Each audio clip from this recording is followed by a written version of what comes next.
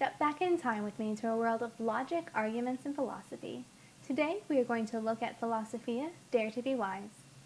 Play is competing philosophers of ancient Greece trying to make followers establish schools and become the wisest of them all. On your turn, you will move across Greece and take one action. There are 7 basic actions, 2 specific location actions taken at the temple and oracles, and 4 Acropolis actions. To start your turn, you will always move from a new location, or if you are at the Acropolis, a new spot. You must always move at the start of your turn.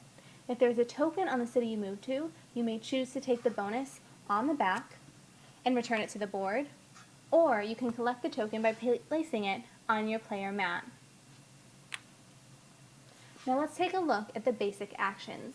You can always earn money by tutoring. This will earn you 1 coin, and if you happen to have unlocked any of your wisdom cards, it will gain you 1 additional coin per unlocked card. Next, you can place a follower. You can only have 1 follower of each color at each location. You can also pay a coin to gain a sophist. These people were professional public speakers in ancient Greece that you could hire to help you in arguments. Once you have a sophist, you may use an action to discard them and convert another player's follower to your own color.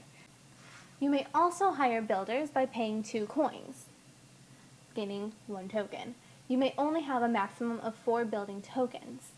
Once you have gained the builder token, you may use it to build a school. There may only be 1 school at each location. These are reminiscent of schools like Plato's Academy or Aristotle's Lyceum. Whenever another player visits a city in which you have your school, they have to pay you 1 coin. The last action you can take on your turn is to gain a Labyrinth token. So the goal throughout the game is to collect 3 of these tokens, and there are 7 different conditions that will help you earn them.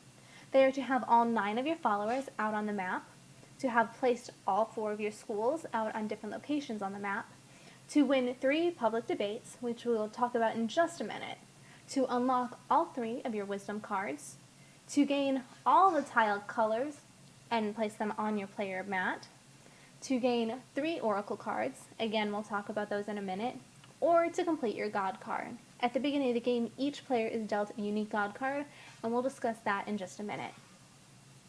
So there are special actions you can take throughout the game, and these happen at very specific locations. For example, we have the temples here marked in red. The temples allow you to either spend 4 coins to take one of these study tokens, or if you've already gained it, you can trade in this study token to flip over 1 of your wisdom cards. The temples are marked in red on the board, and you must be in one of these locations to take the actions.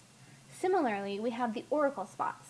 These represent the oracle of Delphi, Dodona, and Trophonius. You may visit and take the oracle action once per oracle. The oracle action allows you to look through the oracle deck and choose 1 card. This means that you will gain a maximum of 1 card from each location if you take all 3 oracle actions. The last of the special actions are found in the Acropolis, which is located on the top left of the board here. There are 4 different actions that you can take while you are there. You may observe the debaters, and that will gain you 1 syllogism card or 2 sophistry cards. You can initiate a debate and challenge another player. You are going to use the sophistry and syllogism cards you've collected and compare cards to see who wins. The player who wins will take both cards, and if there is a tie, you each will take 1. The debate continues playing cards until both players decide they no longer want to play cards. Whoever has earned the most cards throughout the debate and has the most arguments will take 1 of these debate tokens. To gain a Labyrinth card, you can have 3 debate tokens to trade those in for that. You can only ever collect 3 debate tokens, though. Lastly, you can make an offering to Athena. So we have Athena cards here at the bottom of the board. So the player who puts it up has all other players put a bid, it's secret, in their hand. You will all reveal at the same time, and the person who bids the highest gets the card. If there is a tie, the player who started the auction would win. If that player is not part of the tie, then nobody gains the card and the bonus on it.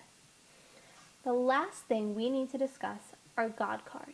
At the beginning of the game, each player is dealt randomly 1 god card and has a list of special requirements on it that you will complete to earn all 3 of your Labyrinth tokens in 1 action. But, as you might guess, these are very difficult to complete. For example, Poseidon requires that you have 2 blue location tokens, 8 of your followers on the map, 10 coins, and 3 schools built. If you have reached all of these requirements, you may gain all 3 of your Labyrinth tokens in one action. Once the hourglass is moved to the 146 BC spot, which by the way only a player who has all 3 Labyrinth tokens may do, then the game ends immediately. If more than one player has all 3 of the Labyrinth tokens, they will go to a final debate. The winner of the debate will win the game. And that's a brief overview of Philosophia. Dare to be wise. If you enjoy Euro games, ancient Greece, or philosophy, check it out on Kickstarter now. There's a link to the campaign in the description below, and as always, happy gaming!